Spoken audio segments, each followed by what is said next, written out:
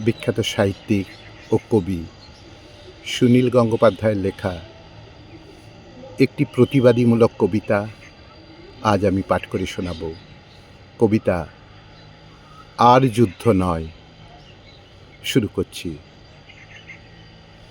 কার দিকে তুমি গুলি ছুটছ হে?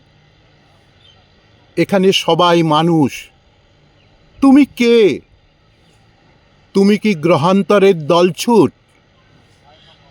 তোমার কখনো কি ছিল না শৈশব? তুমি কি কখনো দেখনি মাটিতে ঘুমন্ত কোনো শিশু? জানলার ধারে দাঁড়ানো একলা শূন্য দৃষ্টি নারী। কার দিকে তুমি গুলি ছুটছ হে?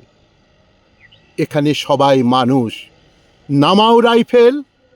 এ পৃথিবী তোমার একলার নয়। এ পৃথিবী লোভের, ঘৃণার, উন্মুক্ততার নয়। আমার কান্না পেয়ে যাচ্ছে। আমি তোমার দিকে আর তাকাতে পাচ্ছি না। কি গভীর নিঃশব্দ বন চারিদিকে। ওরা জানে, ওরা সব দেখেছে।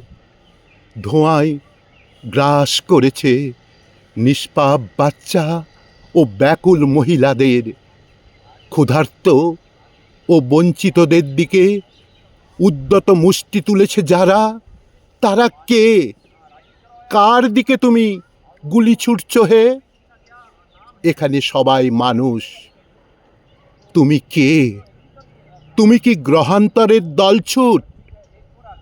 কার দিকে তুমি গুলি ছুটছ হে? এখানে সবাই মানুষ।